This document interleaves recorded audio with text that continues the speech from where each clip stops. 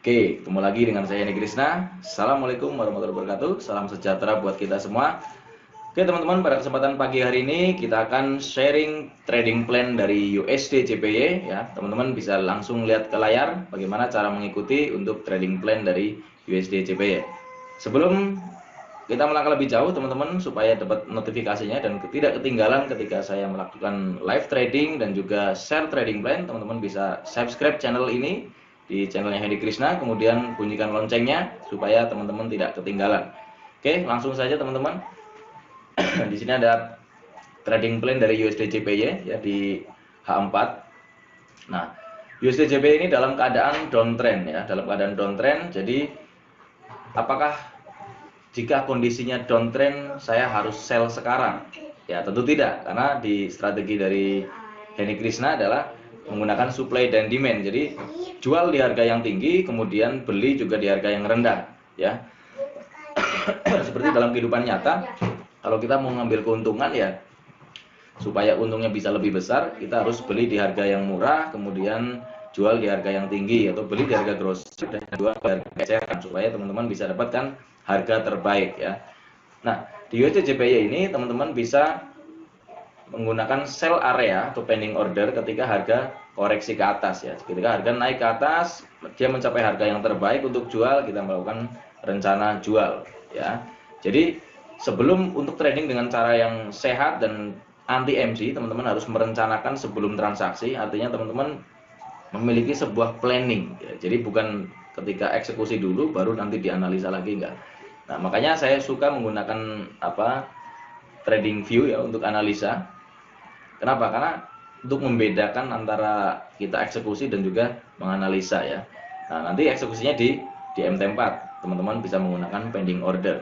Nah, jika kasusnya seperti ini ketika kita berharap adalah ketika dia naik ke atas mencapai area kuning ya, teman-teman bisa gunakan pending order di sini di 107.600, atau teman-teman juga bisa gunakan di tengah maupun di atas ya. Masing-masing memiliki keuntungan dan kelebihan. Jika teman-teman ambil di bawah, otomatis untuk kena plannya itu lebih probabilitasnya lebih tinggi.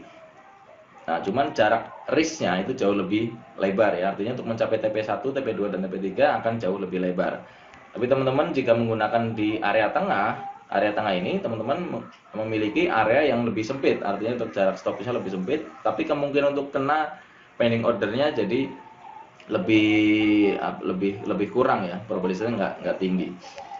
Jadi ada kelebihan ada kekurangan. Nah, kalau saya sudah dengan cara yang sama, artinya melakukan konsisten, itu ambil yang paling bawah areanya.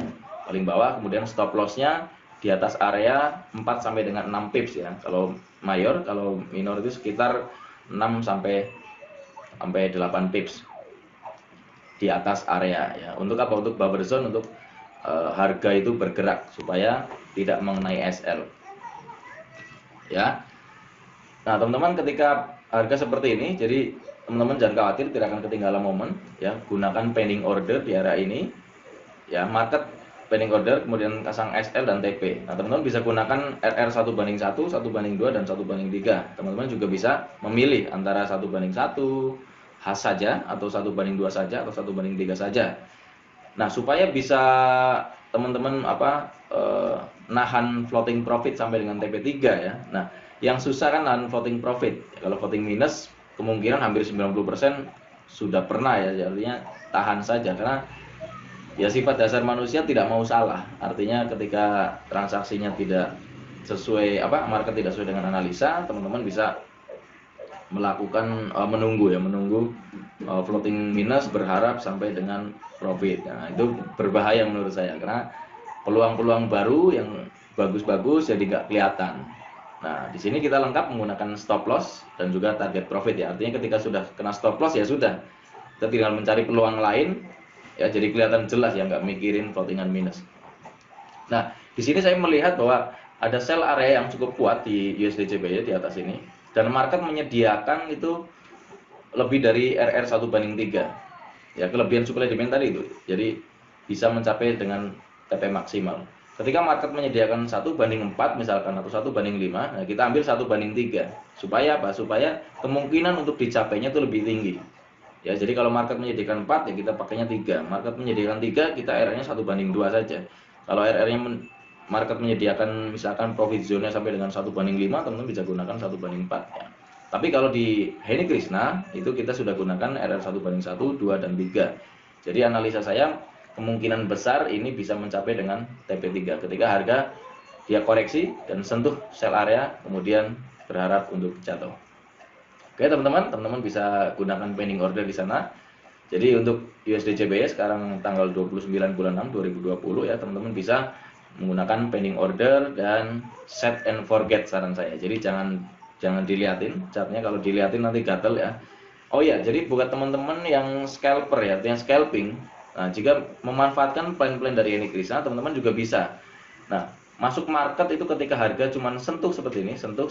Nah, teman-teman masih bisa masuk, tapi ketika dia masuk sudah dalam, ya itu hati-hati. Karena sentuhan dari plan itu bisa sampai 12 kali, 11 kali. Cuman kita ambil yang probabilitasnya tinggi itu sentuhan 1 2 lah. 3 ke sana sudah kita abaikan. Tapi kalau masuknya hanya sentuh jarumnya saja, itu teman-teman masih bisa transaksi, arti bisa menggunakan trading plan ini untuk melakukan transaksi. Oke, itu saja teman-teman. Mudah-mudahan plan ini kita bisa mencapai dengan TP3. Jadi teman-teman kita bisa profit bareng-bareng ya. Itu saja dari saya. Assalamualaikum warahmatullahi wabarakatuh. Semangat pagi. Semangat belajar ya. See you.